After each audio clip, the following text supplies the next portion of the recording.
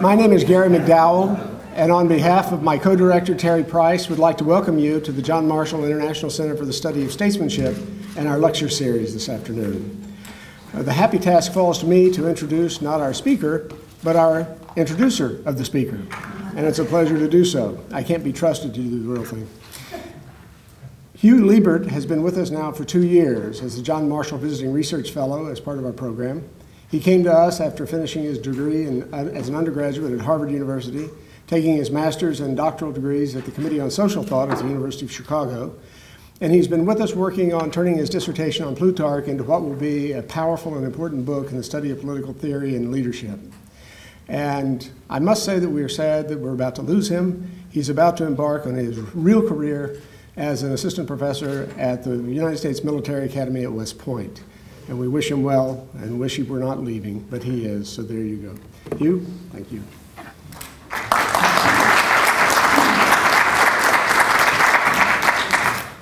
Thanks. I have the pleasure today of introducing Ross Douthat, whom you all know is a columnist at the New York Times. In fact, he's the youngest regular columnist that the New York Times has ever had. He's also the author of 2 books. The most recent, Grand New Party, argues that Republicans ought to orient their policies towards the sort of people who shop at Sam's Club, which is to say working class voters. No less an authority than David Brooks, in a column on Ross's book, called Ross one of the most promising young conservative writers, and said of the book, quote, "It may take a few defeats for the GOP to embrace a Sam's Club agenda, but sooner or later it will happen, trust me." With praise like that, when I saw that Ross was speaking on the future of conservatism, I thought he might just stand here for an hour and let us stare at him, since it appears that he is the future of conservatism. Now, Ross's first book, Privilege, was a memoir of his undergraduate years at Harvard. If you've seen The Social Network, it's a little bit like that. There's more debauchery and slightly less computing in it. It's a really great book. And it's especially significant for me because Ross and I have been friends since college, and a lot of the stuff he writes about in that book were experiences that we shared together. In fact, I can say quite honestly that if at that time you had told me or any of our other friends that Ross would go on to be an influential and nationally admired writer, we wouldn't have been surprised. We may have been surprised that he would be preaching social conservatism on the editorial pages of the New York Times, but as it has been written, the judgments of the Lord are true and righteous altogether. We also wouldn't have been surprised back then to learn that Ross would become a prolific blogger, because in college he was an extraordinarily prolific writer. In my senior year, he wrote 2 regular columns. One ran in the conservative paper under the title Lux in Tenebris, or Light in the Darkness. And the other ran in the daily paper under the title, the even more ominous title, I think, Decline and Fall. As you can see, our circle of friends at Harvard was prone to dark and classicizing sentiments. Now, at that time, my grand ambition for Ross was that he would be the Virgil of the American Empire. But he saw rightly that the Republic wasn't quite dead yet, and so he became Cicero instead. So by way of segueing to Ross's talk, I'd like to quote from a translation I've been working on of one of Cicero's letters to a friend of his who resided in the ivory tower at the Academy of Athens, a very safe distance from the blood sport of Roman politics. So the date is July 14th, 59 BC. Quote, "Cicero to Atticus, Saltway. Truly the present regime is the most infamous, disgraceful, and uniformly odious that ever was. My beloved Palin," that's Pompey in the original, "my beloved Palin, to my great sorrow, has been the author of her own downfall. Obama is no better. I take a middle way, but I am certain that Rome is finished. What then, my dear Atticus, is the future of conservatism?" To tell us, I give you Ross Douthat.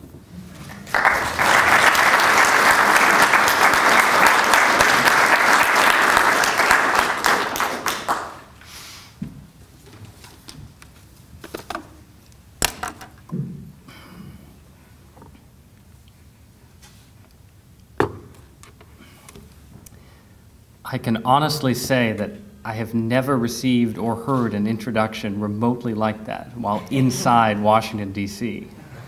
So it is a great pleasure to be here. And thank you so much, Hugh, for those very kind words. Thank you to the Jepson School and the Marshall Center, to Gary and Terry for having me, and to all of you for coming to hear something about the future of conservatism. I'm afraid I bring no special news about whether the federal government will be in operation tomorrow or on Monday. If you want to get into that in the Q&A, I have various thoughts on the subject, but none of them are informed by any insider knowledge of the negotiations that I assume are still ongoing at the moment. But the subject of my talk is the future of conservatism, but I'm going to take the liberty of beginning my exploration of the present political moment by going back into the conservative past. Not all the way back to 59 BC, unfortunately, but more like 30 years back to the dawn of the Reagan era and the birth of what you might think of as the last conservative majority in American politics. And that majority, which endured in various forms down into the presidency of George W. Bush, was the dominant force in American politics for a generation. And to understand the uncertainties of the present moment, we need to understand where that majority came from, why it passed away, and where it's left American conservatism today. So, into the time machine. The Reagan Coalition, the coalition that brought Ronald Reagan to power, was forged by a political crisis and by a demographic shift. The crisis was the failure of liberal governance in the 1960s and 1970s, which was really an overlapping series of failures visible across a host of issues. There was the failure to provide basic civil order at a time when crime rates were doubling or even tripling, and the liberal leadership seemed powerless to do anything about it. There was the perceived failure of the Great Society's anti-poverty programs, which seemed to be breeding dependency rather than upward mobility among the people they were trying to help, pouring money into a failing welfare system and subsidizing the formation of an underclass. There was the failure to contain or thwart what in the 1970s still seemed like a vigorous and expansionist communist bloc overseas. And there was the failure of Keynesian economics from the early 1970s onward to provide the kind of sustained economic growth that post-war America had come to take for granted. So that was the political crisis. The demographic shift was the changing interests and changing anxieties of what had once been the Democratic Party and American liberalism's most reliable constituency. This was the lower middle class, the non-college educated, blue-collar voters who had been the backbone of the New Deal coalition under Franklin Roosevelt and Harry Truman. In the 1930s and 40s, these voters had often seen themselves as American capitalism's losers, and they had eagerly voted for redistributive economic policies and thrilled to the Democratic Party's attacks on economic royalists and so forth. But by the 1960s and 70s, though, this demographic had gained enough economic ground to have a different set of concerns. They were suburban rather than urban, more tax sensitive than they used to be. They saw themselves as the people funding new government programs rather than the people benefiting from them. At the same time, they weren't rich enough to insulate themselves, as some better off, better educated Americans were, from the darker social consequences of the Cultural Revolution of the 1960s. Not only rising crime rates, but also family breakdown, rising divorce and out-of-wedlock birth rates, and so on. So this demographic, the sort of what had been the heart of the liberal majority in America, became simultaneously more skeptical of government and more culturally conservative, which transformed them from reliable Democratic partisans into what were called for a time Reagan Democrats, and then pretty much just into Republicans. This transformation, though, wouldn't have happened if the Republican Party at the time hadn't found a way to marry its conservative philosophy to a specific plan of action.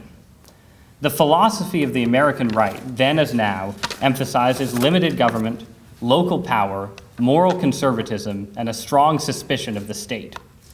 The Reagan plan of action, though, was tailored to the particular crises of the 1970s, the collapse of social authority, the crisis of managed capitalism, the sense that the Soviet Union was using détente to steal a march on the West. And to this specific set of problems, the Reagan-era Republican Party and the Reagan-era conservative movement proposed a specific set of answers.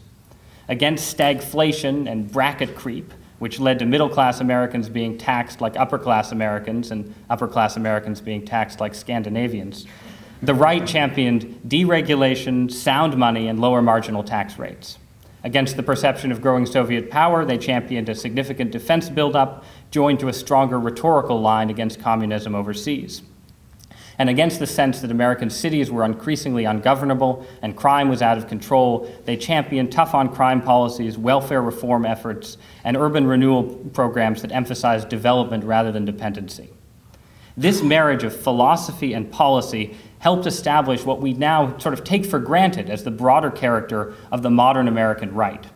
In the 70s and 80s, conservatism escaped two traps: the trap of highbrow nostalgia and the trap of sort of fever swampish extremism, both of which had often defined American conservatism in previous decades, especially in the post-New Deal era.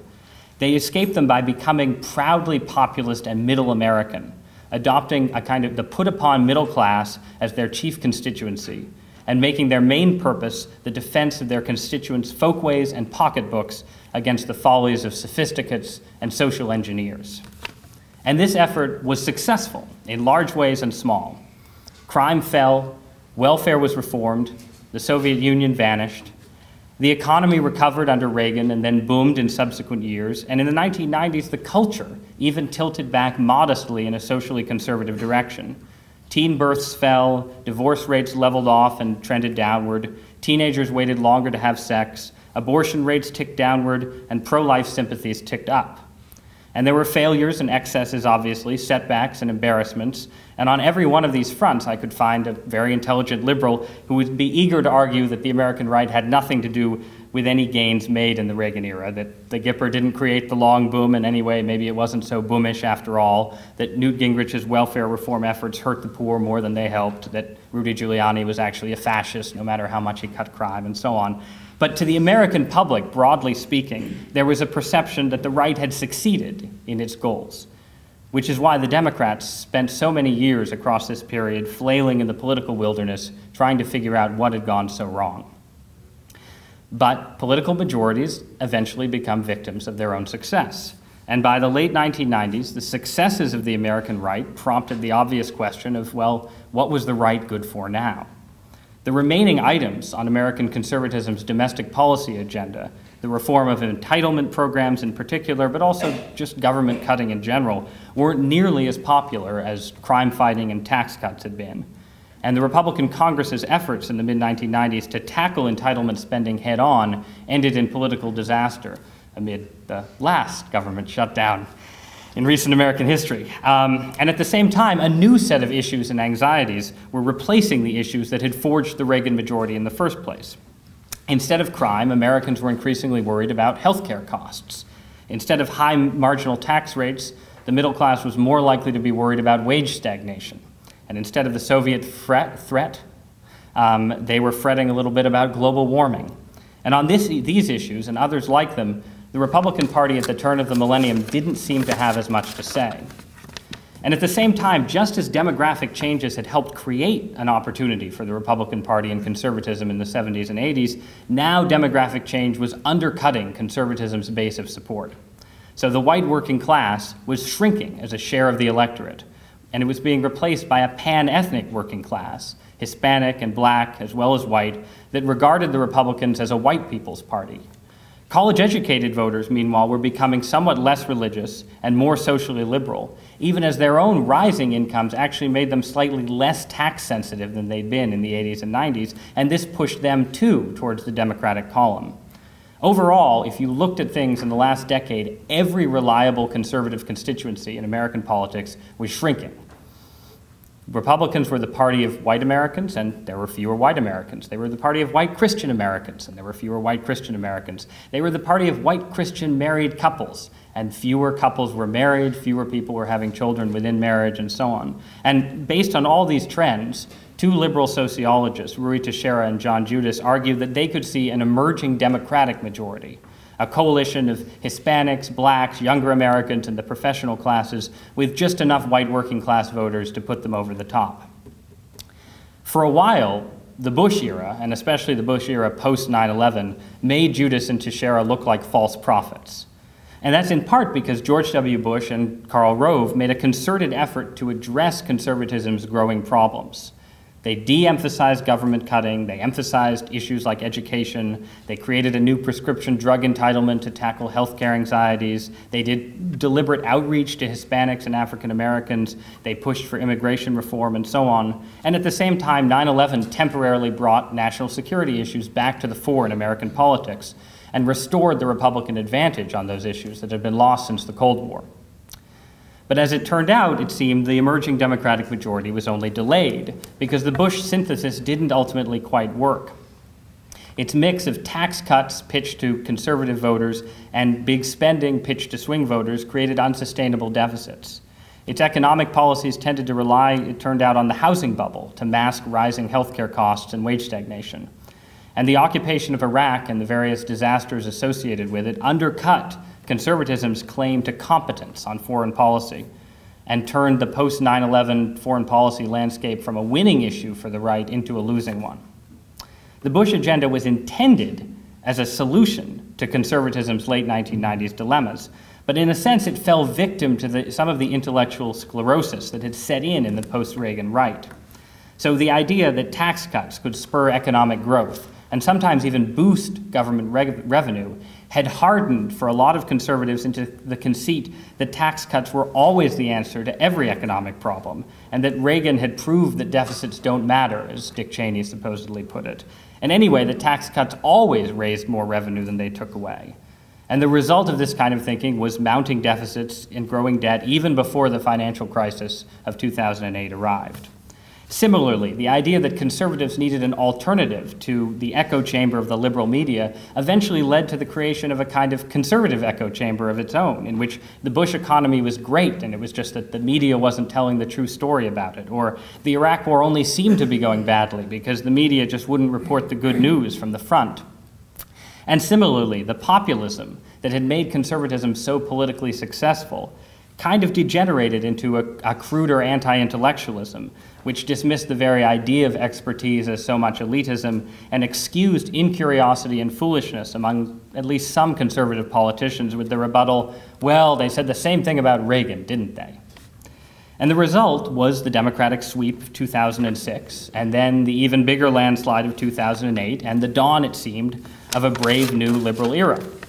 And even though many conservatives insisted that these defeats were just the result of George W. Bush's big government heresies and that the country was still a center-right nation and that Barack Obama would never have been elected if the Iraq War had been better planned and so on, the issues of the day were only part of the story. The deep trends of American politics were working against conservatives. The country had really shifted leftward in the 1990s and 2000s. And you could see this when you dug into the data on public opinion that the Pew Research Center, for instance, put out. You could see that the percentage of Americans who agreed that, quote, government should care for people who can't care for themselves had risen from 57% in the early 1990s to close to 70% in 2007.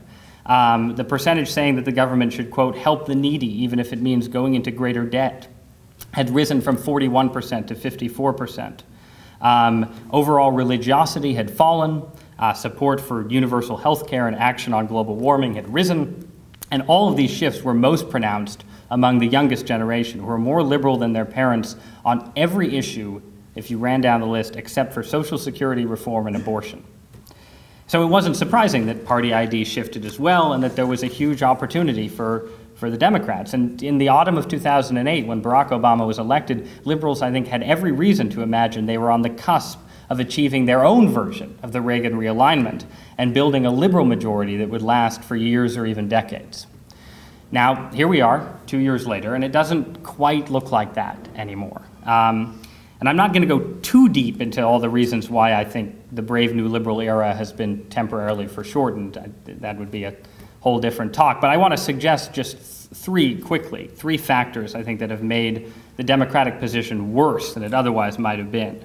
The first, I think, is a political miscalculation that the Obama administration made that was captured very neatly by Rahm Emanuel's famous remark that his administration was intent on never letting a crisis go to waste.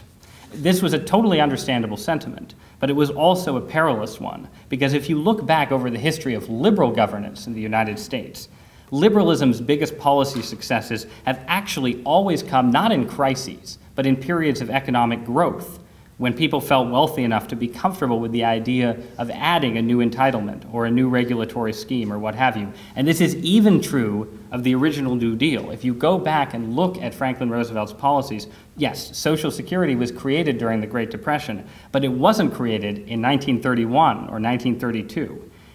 The Roosevelt administration waited for economic growth to return and created Social Security in the mid-1930s when there was a perception that the country had turned the corner. And the same was certainly true of the Great Society. Medicare and Medicaid came into being during the long post-war expansion when the country felt richer than ever before.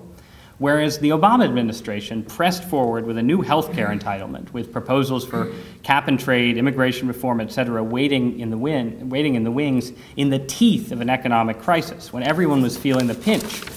And it wasn't really surprising that they ran into headwinds very quickly. And I think a related factor, too, was that the specifics of the Democratic agenda ended up reminding voters of what they disliked about liberalism and bigger government. The way its spending often seems rigged to benefit privileged insiders and interest groups, Wall Street bankers, auto unions, public sector employees, and so on. Some of this wasn't the current White House's fault. The shadow of the Wall Street bailout, which obviously happened under George W. Bush, has made every government intervention subsequently feel a little more like a racket rigged to benefit insiders. And some of this just reflects the inevitable realities of governing. You were never actually going to pass health care reform without a lot of horse trading, vote buying, and so on. But the Obama White House also massively overpromised, I think. During the campaign, in particular, in 2008, they raised idealism and the cult of the presidency to impossible heights, ensuring widespread public disappointment when Barack Obama turned out to be just another politician, too. So that's a capsule summary of sort of why I think liberalism ran into difficulties. But whatever the reason, it's clear, I think, that a certain kind of opportunity has opened for American conservatism now that would have been unimaginable just 2 years ago. A chance to preempt what seemed like an inevitable liberal epoch with an unexpected conservative revival. The unpopularity of President Obama's agenda, the obvious unsustainability of certain blue state spending habits, which is visible in budget battles from California to New York to New Jersey, and the looming entitlement crisis have all created a chance for conservatives to reimagine government's roles in Washington and state capitals alike, and to try and figure out what the next American social contract should look like. So the question is, can contemporary conservatism seize this opportunity? And here I'd say there's good news and bad news, both of which I think are visible in the high-profile budget that the House Republicans put out this week that some of you may have heard about. It may have been bigger news in Washington than in the rest of the country, but it's a budget that made a very brave promise to curb entitlement spending over the long run and to gradually balance the federal budget. So what's the good news in this vision for the future of conservatism?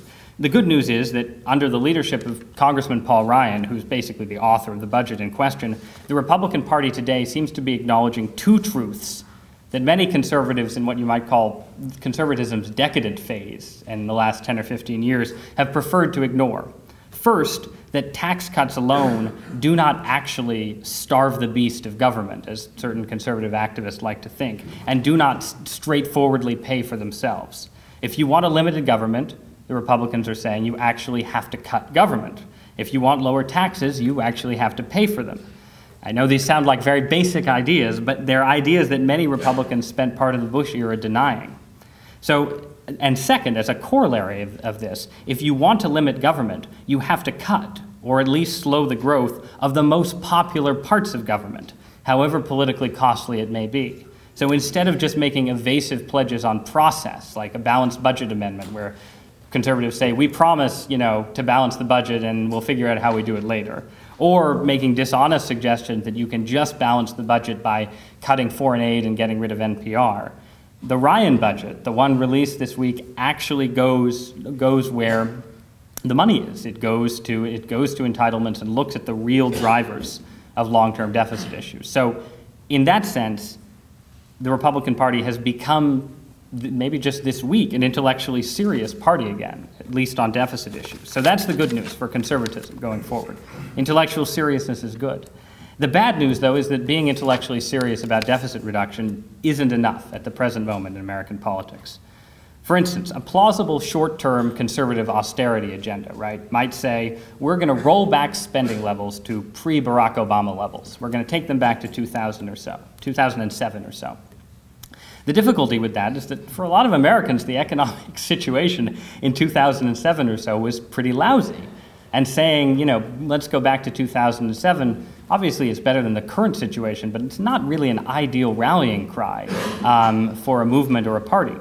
And indeed, one of the reasons that many middle-class Americans deluded themselves into believing that their housing values were just going to go up forever was that rising real estate values was the only real driver of economic growth during the Bush years. So with that in mind, having a credible message on fiscal discipline is a necessary but insufficient part of a conservative policy agenda.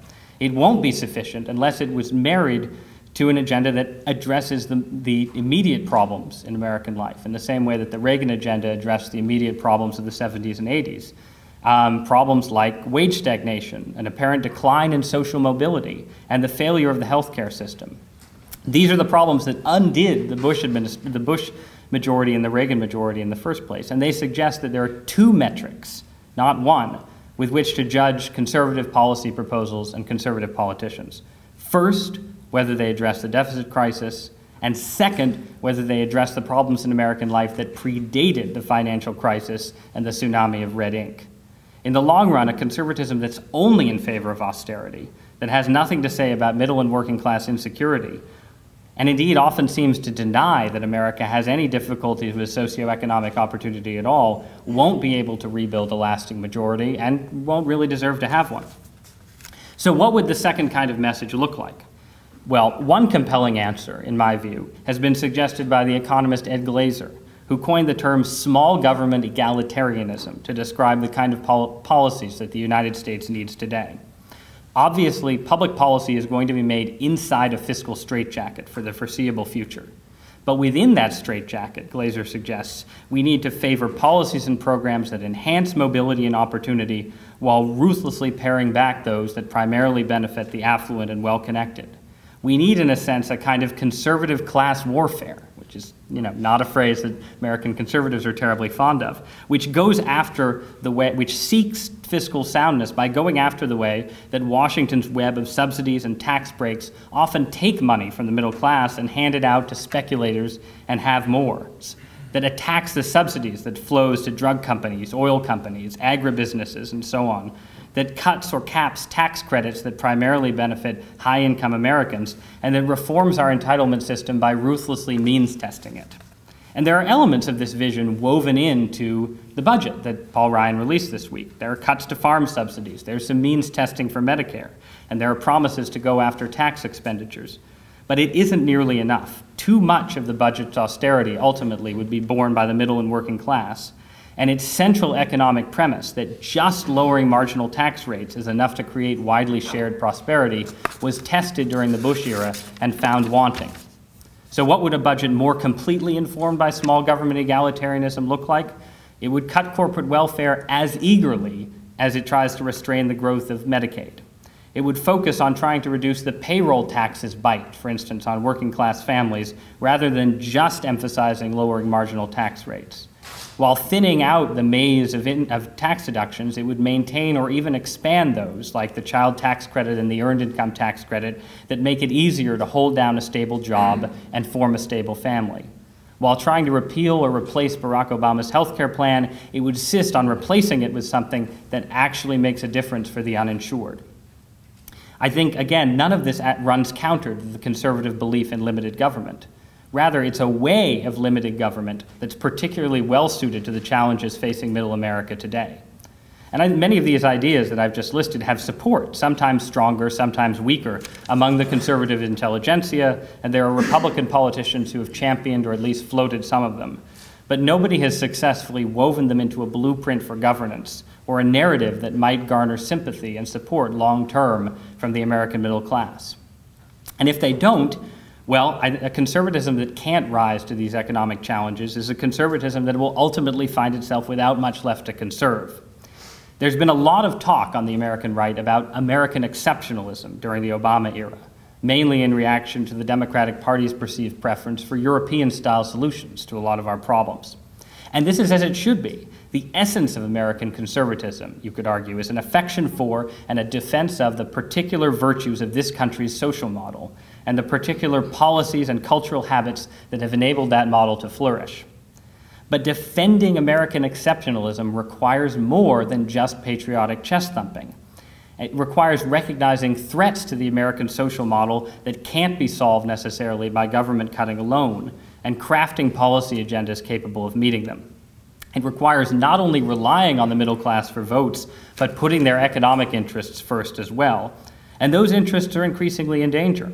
The ideal of American exceptionalism has traditionally envisioned a nation of limited government and strong cultural solidarity, in which the goods of our common life are widely distributed and upward mobility is taken for granted without sacrificing ownership and self-reliance in the process. Modern conservatism has thrived when it defended this fragile achievement and failed when it lost sight of that purpose or preferred partisan warfare instead. And I think that's the danger now. There are threats to the American dream today that come, as they came in the 1970s and 80s, not just from liberalism, but from deeper, longer-running trends that predate Barack Obama's policies and will endure long after he's gone. And how conservatives respond to those challenges, I would argue, will ultimately determine whether the cause of conservatism fails or thrives in the future, and whether the country does as well. So, thank you very much.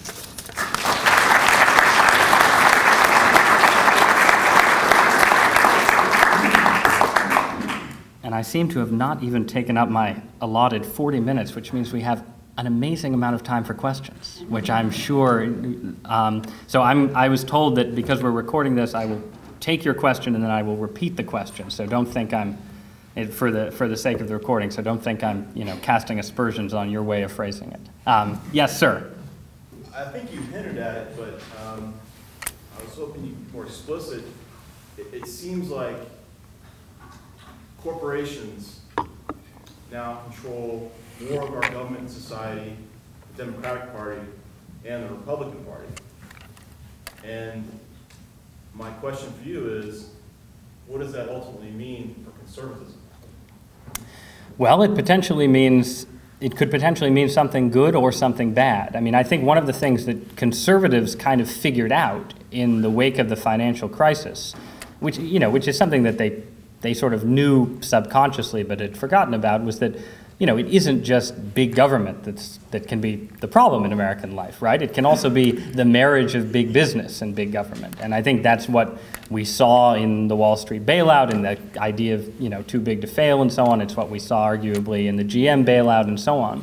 And I think that that's a really crucial insight for any kind of philosophy of limited government, that you can't just assume, well, we'll be on the side of the business interests against government, right? Because often the business interests and government are, in bed together. Often the business interests are happy to, give money to Democrats and to support, regulations that help them smash their competitors and all the rest of it. There's a guy who writes for the Washington Examiner, whose name is Tim Carney, who is a very, very stringent libertarian, more of a libertarian by far than I am, but he's sort of made a career writing about the nexus of big government and big business, and sort of looking at how, a company like, well, GE, which has been much in the news lately, can sort of use sort of insider advantages to game the system against smaller competitors, and the way that many of these companies, many corporations, Wall Street and so on, now give as much or more money to the Democrats as to the Republicans, because they see themselves benefiting from spending and regulations and all the rest of it. So that's an important insight, right, for a serious conservatism that's serious about limiting the power of the state in American life. The question is, well, how do you operationalize that? And I think that's where, where conservatives can tend to run into trouble, because the conservative default is, it's sort of, well, we're, Chamber of Commerce guys, and if the Chamber of Commerce wants to do something, then we probably want to do it as well. And sometimes that's a good idea, but sometimes the Chamber of Commerce isn't actually on the side of the free market, right? The Chamber of Commerce is on the side of the members of the Chamber of Commerce who are, interested in sort of restricting markets, because markets can sometimes lead to competitors springing up who put them out of business. I think if you spend a lot of time listening to Glenn Beck, right, in like the 9 months after Obama was elected, Beck spent a lot of time, and I think this was one of the secrets of his, it seems, temporary success, talking about these kind of things and talking about, you know, I mean, in his case, it was sort of talking about how socialism and fascism are kind of the same thing, because, you know, it's sort of corporations and government getting together and so on. But having a program that kicks off from there, I think, is a harder thing. And I mean, the place to start has to be looking at all the different kinds of corporate welfare that are woven into the federal budget. And I think that, you know, there are Republicans who are doing a very good job of doing just that. I'm a big fan of Tom Coburn, the Republican senator from Oklahoma, who is a scourge of exactly these kind of things. But again, it's sort of a minority persuasion within the Republican caucus. And yeah, there's this moment when Spencer Baucus, who's the new, I'm forgetting he's the new chairman of this show, but I'm not really a Washington insider, that I can't remember the name of the committee that he's the new chairman of, but it, you know, it's I guess it's probably the banking committee, but it's basically has oversight of the banks. And he had this sort of Freudian slip where, you know, he came and he said, well, you know, we're here to, you know, the last administration was anti-bank and we're here to do what the banks want. You know, which is not really what you're there for. And I think that mentality, that's sort of the default, I think, for a lot of Republicans and a lot of conservatives, and I think it's quite problematic. And I'm not sure, I mean, I think there are really interesting questions about what should the conservative response to the Wall Street bailout have been. And I think a lot of conservatives, especially in the House that I talked to, basically just said, well, the lesson of the bailout was we shouldn't have bailed them out and we should have just let them go bankrupt, and, you know, we should figure out maybe some tweaks to bankruptcy law. And it isn't clear that that response was actually sufficient to the scope of the problem. And, you know, conservatives will critique the Democratic bill, Dodd-Frank, that eventually passed by saying, well, it sort of creates this bailout authority, basically, that sort of can institutionalize a culture of bailouts. And, you know, there may be some truth to that. The problem is the Republican alternative just seemed to sort of put us back in the same place we were before, where we pretend we're not going to bail out these banks, and then, you know, when the moment comes, nobody wants to let them fail. So it's a fertile field for policy innovation. How about that? Yes, sir. I didn't rephrase your question, I just realized. But hopefully the answer implied the question, so I'll try and do better this time. Well, you may not be able to repeat my question, but I do have a question. But I would preface my question by saying that I teach political theory, okay? So that might help you to understand where I'm coming from. I don't understand why the title of your talk is The Future of Conservatism, as opposed to the future of the Republican Party.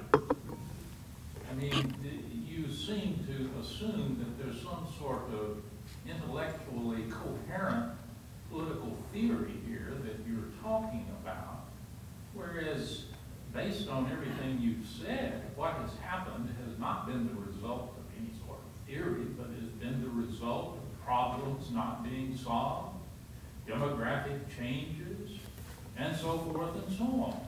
And I don't see how on earth you could say, looking over this period of time that's involved, that there has been some sort of coherent political theory that you could call conservatism, or liberalism on the other side.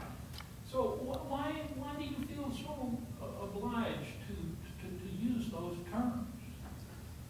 That's a very good question. So the question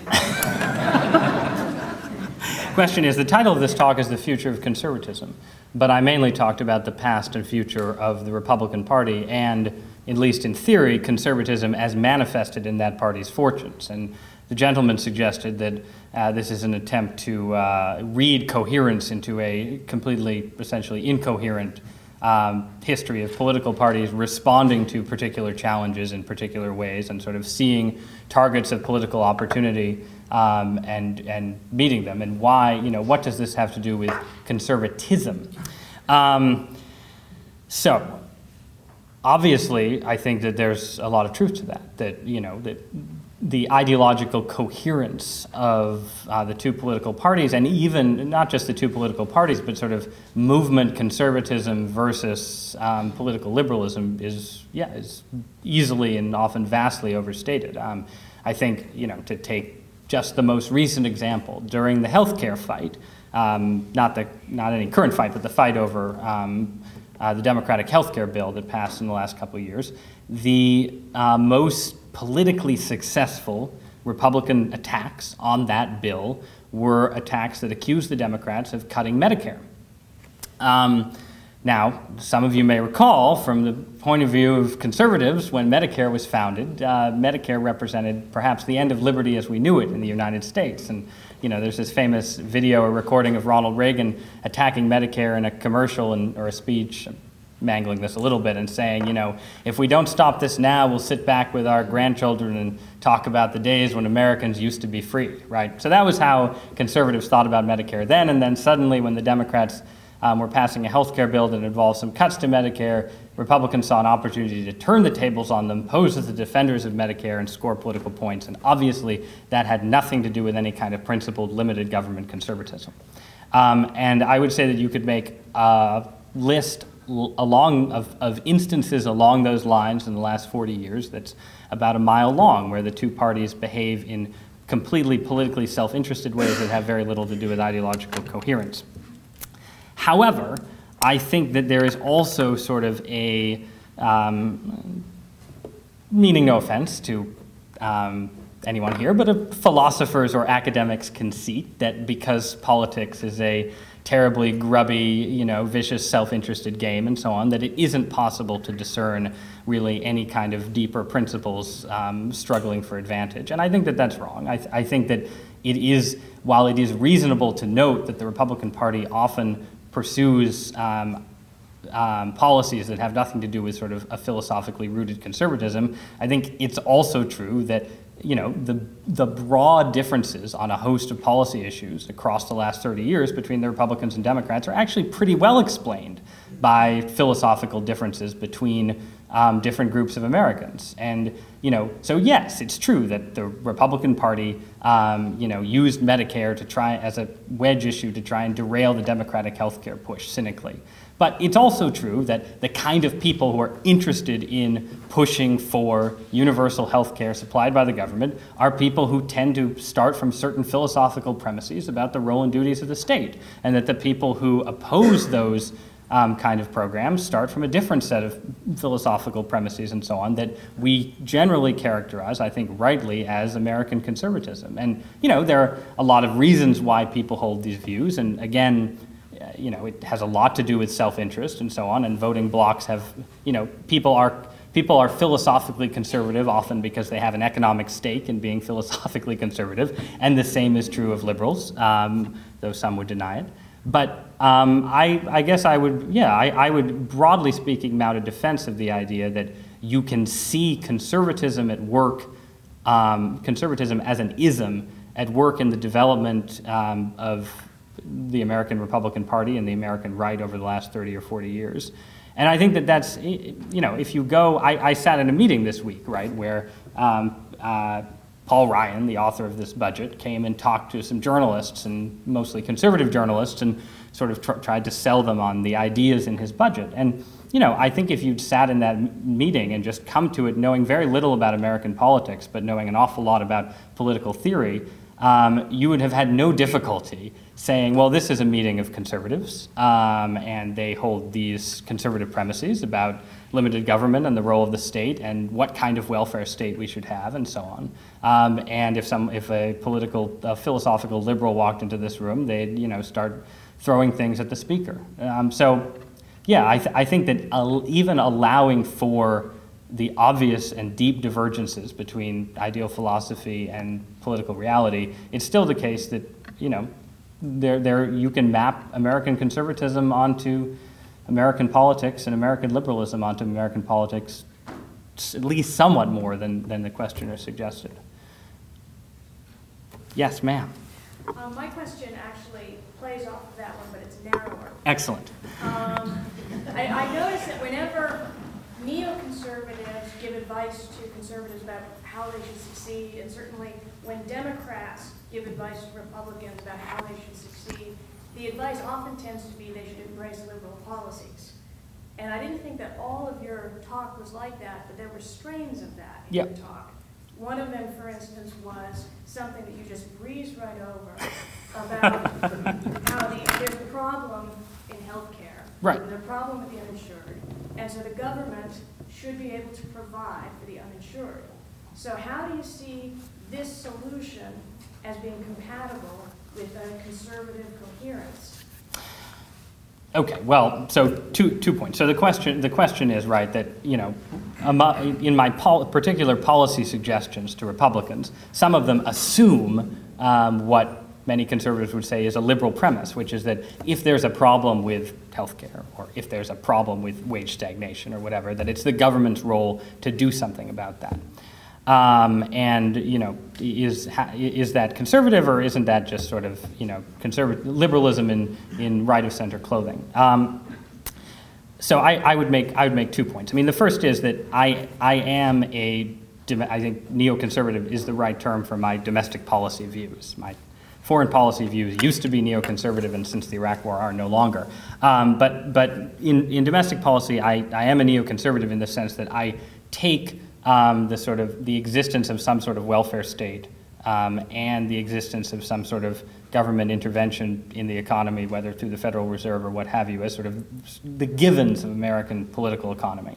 And that this then shapes the policy view. You know, obviously that has big implications for the policy positions that you stake out. And there are conservatives who obviously regard that as an unconscionable sellout, and that what we really need to do ultimately is be in the business of rolling back not only the Great Society, but the New Deal as well, and returning to a, you know, vastly smaller state and a vastly less regulatory intrusive state. So that is a premise that I'm coming from that many conservatives would dispute. However, what I often say to those conservatives when we have exactly this kind of argument, right, about something like healthcare, right, is that the trap that that kind of conservatism falls into is the assumption that you get the assumption that the status quo on a given issue somehow represents conservatism without, you know, that, for instance, that that healthcare reform is liberal, and the healthcare status quo represents, you know, something like the free market, right? Which, in fact, nothing could be further from the truth, right? So if you look at how just at the most basic level, right, how does the U.S. government approach healthcare? Well, we subsidize it through the tax code. We have an extremely expensive tax break for employer-provided health insurance that dates back to the New Deal era. So basically, the government has a healthcare policy that subsidizes people's healthcare if their employer provides it, and effectively, to pay for that subsidy, it's implicitly or explicitly penalizing people who pay taxes but don't get healthcare through their employer. So that's the existing situation, and that's not some sort of pristine healthcare free market. That's a deeply intrusive regulatory situation that's deeply unfair to a lot of Americans, most of whom have trouble buying insurance. So it's true that you could look at that situation and say, well, the answer is just to, you know, get the government out of healthcare entirely. And I think that that's a legitimate but politically implausible position to take. And so I think it's more reasonable for conservatives to say, well, if there's going to be some sort of tax break for health insurance, that, you know, the goal should be to move away from this frankly antiquated World War II era employer model and just, you know, have a universal tax credit or subsidy and so on, and be hands off otherwise. And that I think moves you closer to a more free market situation, while also removing one of the great unfairnesses of the American healthcare system. It's not a policy solution that would satisfy everyone on the American right, but I think that I think you see this across a lot of debates, that there's an assumption that, you know, if liberals want to change the status quo, that means that, you know, conservatives need to defend the status quo, even if the status quo doesn't really bear any resemblance to what, you know, conservatives would want in the first place. So I guess those are my two answers to your question. Sir? Yeah. Given that the word conservative is commonly thought to be closely akin, if not identical, to the word traditional, and traditional is thought to mean backward-looking, or kind of attuned to the past, ways that conservatives like to study the founding and so on. Right. Ought we to be optimistic about the future of conservatism in a country that's so famous for being forward-looking? And I kind of think about that in the way that Tocqueville talked about it, where this is a place where people come to make themselves anew in a country that's thought to be operating under a new order of the ages. Right. Well, and this is right. So the question is badly. Oh, sorry. Oh, sorry. Yes. What would a forward-looking or a forward-oriented conservatism look like that would not sit in such an odd juxtaposition with the kind of cultural underpinnings of America? I mean, well, so the question is, to what extent is sort of conservatism as we typically think of it, as sort of traditional, rooted in the past, and so on, compatible with sort of essential aspects of American society, forward-looking, dynamism, sort of an emphasis on change, and some of the stuff that I was talking about, upward mobility and so on, social mobility. And I think, historically, the answer has been that, what distinguishes American conservatism from European conservatism is that American conservatism has tended to try and conserve what, an 18th century conservative would have thought of as sort of liberal habits and liberal institutions. And there's obviously a deep and tangled debate, right, about whether whether it even makes sense to say there's sort of an American conservative tradition at all, or is it just that, in America we have liberal liberals and conservative liberals, or we have a left and we have, conservative liberals and so on. But I mean, I suppose I would take the view that the goal of American conservatism is to be, in a sense, Tocquevillian, right? Is to say that, the goal of American conservatism is to conserve the sort of best sides of the habits and mores that have, that make America a successful polity, and that means, and that this, in a sense, explains what I think liberals often sort of wrongly critique as a tension within American conservatism, right? American conservatism defends capitalism, and it defends sort of, what you might call family values, right? Social conservatism. And in a sense, these are not obviously compatible forces. And historically, there, in a sense, has been no greater destroyer of traditional social arrangements, the traditional family among them, than the dynamism of modern capitalism.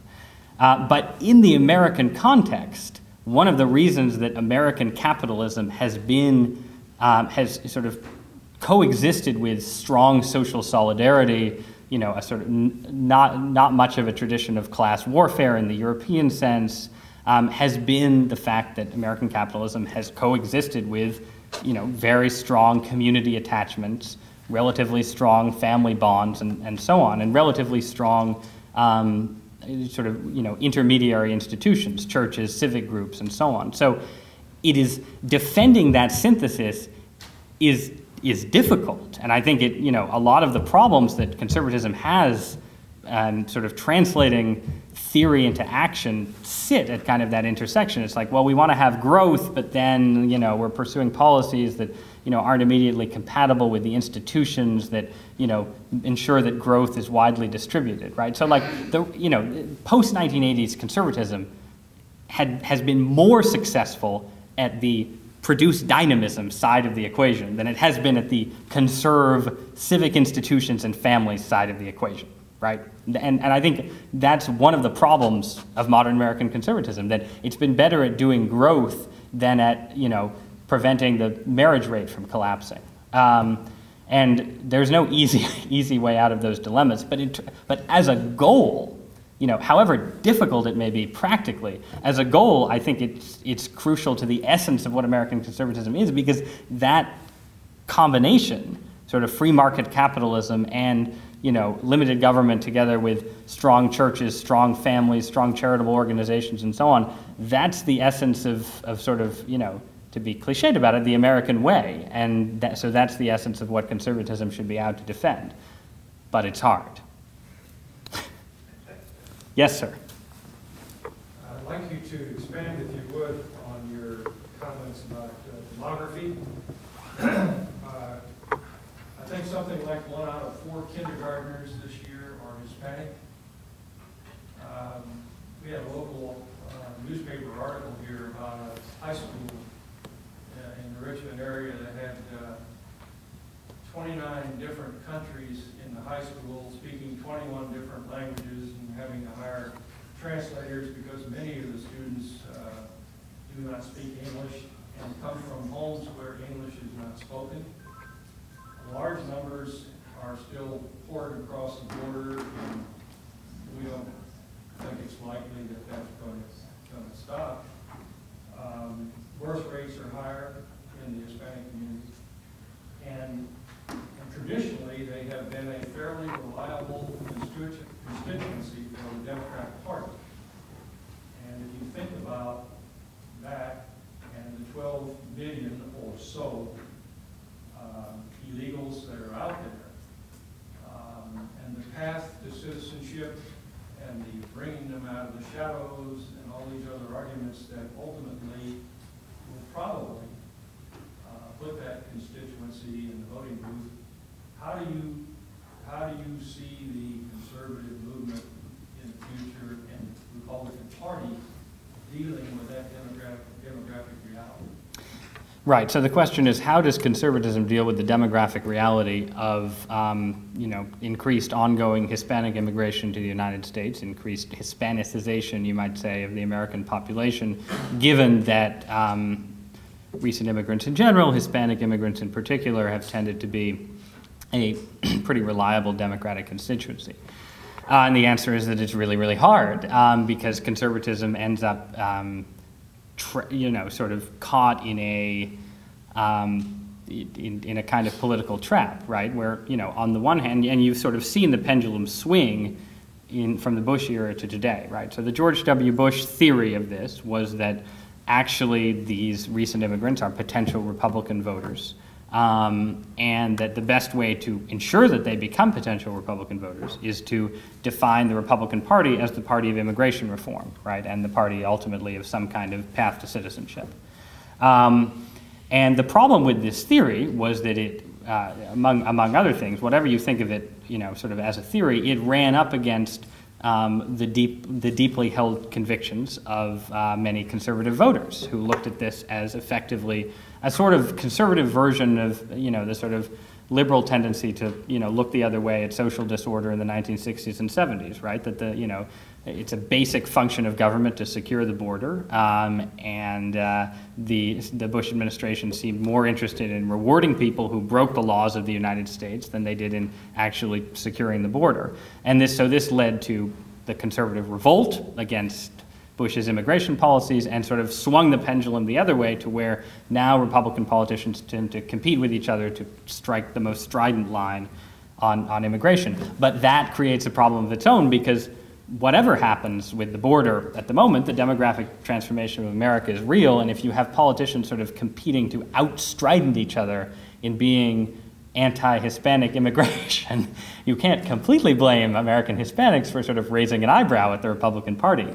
I think, to the extent that there is a solution to this problem from my perspective, and obviously this is an incredibly difficult needle to thread, the solution to the problem ultimately, I think, is for, is to find a way to effectively secure, place securing the border in the context of a more rational immigration policy, all told, right? That it's true that the United States of America can afford, and perhaps even has a moral obligation, to take in a lot of immigrants. We have, there are economic benefits to immigration. There are huge economic benefits to the immigrants themselves.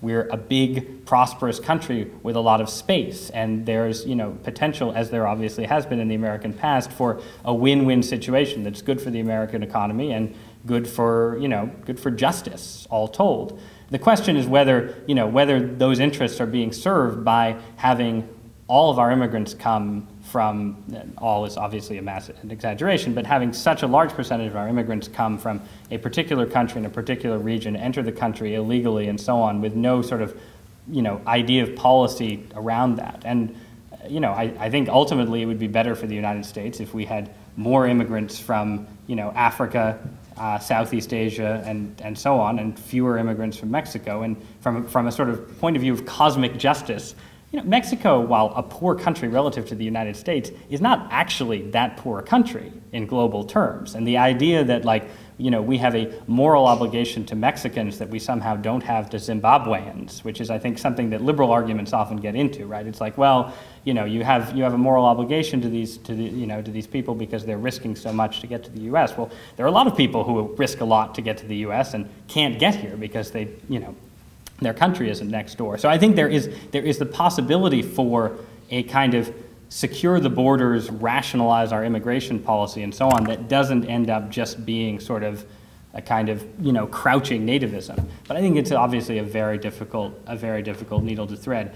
I think that conservative politicians who think that recent immigrants from Mexico are likely to become reliable conservative voters because they are Catholic and have strong families are slightly deluding themselves. I think if you look both historically at patterns of, how long did it take Italian-American immigrants to become Republican voters? It takes a few generations usually for new immigrants to become voters for the conservative party in a country.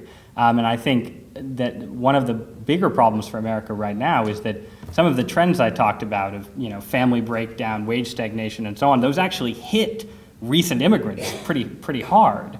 So if you look at first-generation Hispanic immigrants do pretty well in terms of how quickly they assimilate and so on compared to, immigrants in the 1910s and 1920s and so on. There's actually a similarity in those patterns. It's the second generation, though, where you tend to have a lot more downward mobility, and you actually have, you have people from what you would call strong families in Mexico who end up with grandchildren who are much more likely to be single mothers because they're growing up in barrio or ghetto culture in the United States. So anyway, I've sort of listed a lot of different problems without proposing a definite solution, but those are some general thoughts. One more question. Sir. You mentioned that your views had changed, being a neoconservative domestically, but changed internationally. And I wonder, kind of given the context of our most recent excursion abroad, what your thoughts are as far as how a conservative, what do you see as the conservative response today, and where do you see it going in the next few years? Well, I think, the question is, I had mentioned that I, have less sympathy with what we think of as sort of foreign policy neoconservatism today than I did before the Iraq War, and what are my views given sort of our recent intervention in Libya, or I should say our recent kinetic military, whatever we're calling it in Libya, and what that means for conservatism. I would actually say, the essence of the original neoconservatism in the 1970s, right, was this sense of being, quote, mugged by reality, and this sense of recognizing the limits of sort of well-meaning government projects and the tendency of them to sort of blow up in the faces of the people planning them. And in that sense, I actually think I'm still a foreign policy neoconservative. I just sort of, I feel like what gets called neoconservatism is became in the 1990s, in sort of the second generation of neoconservatives, much more sort of ambitious shading into hubris about what American foreign policy could accomplish. So there was this idea that even though we had failed to sort of rebuild the American ghettos in the 1960s and 70s, we nonetheless would have very little trouble rebuilding Iraqi society. And it seems clear that there were some problems with this idea in hindsight. I'm not sure how many of the problems I recognized in 2002 or so. But in that sense, I think that there's, I think conservatives are sort of uncertain right now. If you look at, and this is a case where sort of ideology is probably, less important than the sort of day-to-day response to situations and putting them through a partisan prism and so on. Lots of liberals who supported Barack Obama's decision on Libya clearly would have opposed it if George W. Bush had done it, and some conservatives who supported it, or who opposed it, probably would have supported it. So there's a lot of that going on. Look, the lessons that I took away from Iraq were just that, we should be a little more cautious and that military force is more of a blunt instrument than a lot of people want to think, and that because America is so militarily powerful, there's a tendency to assume that because we have this power, it must be the solution to this problem. And sometimes those, the tools we have don't map onto the problems. And I think that that's, a sort of small, you could call it a small c conservative insight. I think that a lot of, there's some version of that feeling floating around American conservatism, but it's by no means dominant. There's also just a lot of straightforward nationalism where the attitude is, well, Gaddafi's an anti-American dictator and it's great that we're bombing him.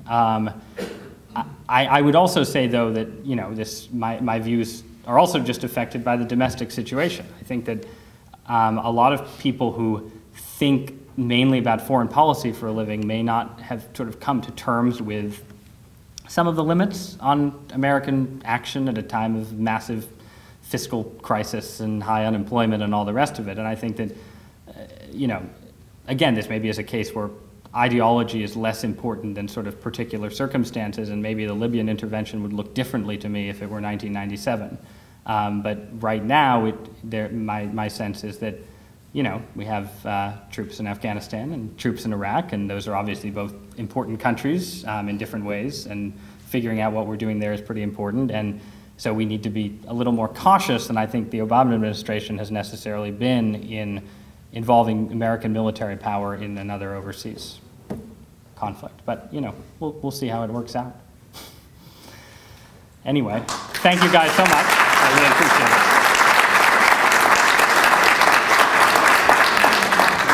Thank you, sir. It was a pleasure. I want to thank you all for coming very much. I'm Terry Price, co-director of the Marshall Center with Gary McDowell. I want to thank you, too, for supporting the series over the year. I see a lot of familiar faces. Great to see you here today, and we appreciate all your support. We do have one more lecture in the series. That's on May the 12th. Ralph Lerner at 4 o'clock, The Gospel According to the Apostle Ben. And if you think through and you can't remember which one that is, it's The Forgotten Apostle Ben Franklin. So that's on May the 12th.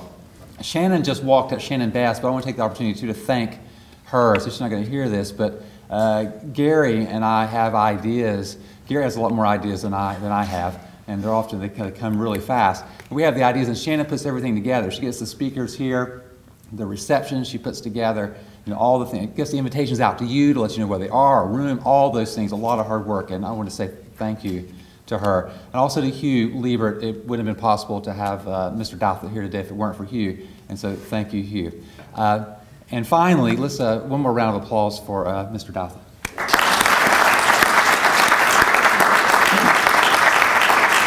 We have a reception and a book signing just down the hall. We hope you'll join us for that. Thank you again.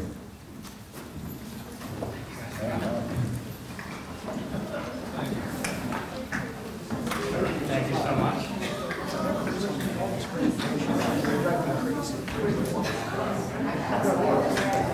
Well, I appreciate it. It was written out.